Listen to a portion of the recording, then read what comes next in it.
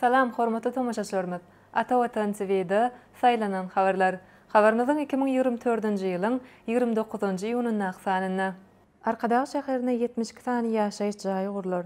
Arkadaş şäherine 2 gatly 72 sany ýaşaýyş jaýy hemde başga-da birnäçe möhüm desgalar gurulur. Bu wagtda Türkmenistanyň prezidenti degişli karary gol çekdi.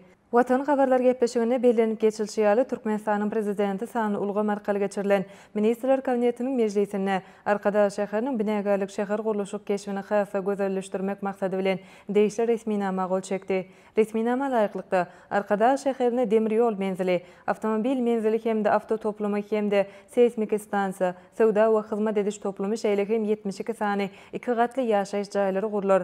Gurulşyk işlerini 2024-nji ýylyň iýun aýyna başlamak hemde binalary, desgalary 2026-njy ýylyň sentýabr aýyna ulanmagy dolu taýýar edip tapşyrmak belenildi. Türkmenistanda 2025-nji ýylyň 1-nji ýanwaryna zähmet haklary 10 götürüm ýokarlandyrlar.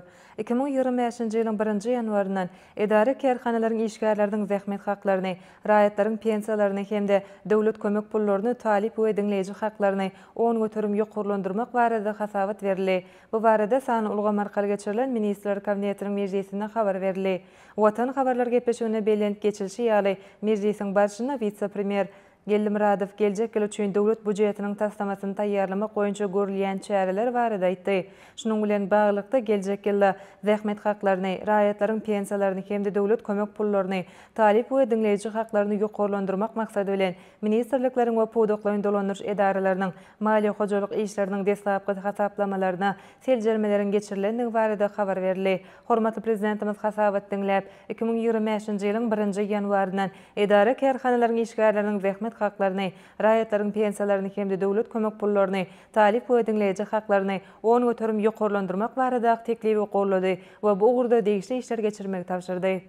Sanly çözgüt 2024 Emel Aň ugur hem girdili. Ministrler Kabinetiniň ýanyk ulug we kommunikasiýalar agentliginiň baş direktori Çakyýew sanly çözgüt 2024-da innowasion taslamalaryň beýleşigini geçirmäge görülýän taýýarlyk barada hasabat berdi. Bellenşi ýaly döwlet baş tutanmyzyň sany ulgama geçmek, program üçinçiligini işläp düzýän we innowasion oýlap tapyşlar bilen meşgullanýan ýaşlary ýüze çykarmak hemde höwüslendirmek boýunça beren tawşyryklaryndan uralyp, ýokarda agzalan beýleşigi geçirmek we onuň jemlerini Türkmen Tele 2024 adly halkara serginiň çäklerine jemlemek gözüňe tutulýar. Nowatdaky beýleşigi Emel Aň, robototehnika we awtomatlaşdyrmak, akylly owu hojalyk tehnologiýalary, akylly öý, akylly şäher, bilim we elektron okuw, sany lukmançylyk hemde hyzmatlar ulgamy ýaly uğurlar boýunça geçirmek meýilleşdirilýär.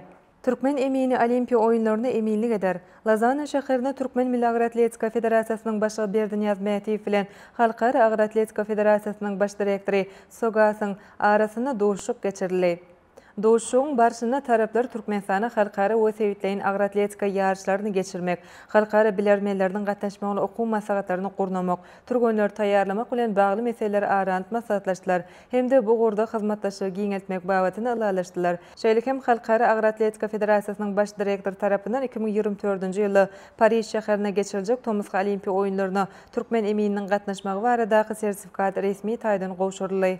Ine mehriban müştoklar, Ata Watan TV-de saýlanan habarlar gepleşigimiziň şu günkü sanyny size ýetirmek isleýän habarlarymyz şulardan ibaret. Gepleşigimiziň indiki sanyny görüşýänçek hoş sag bolun.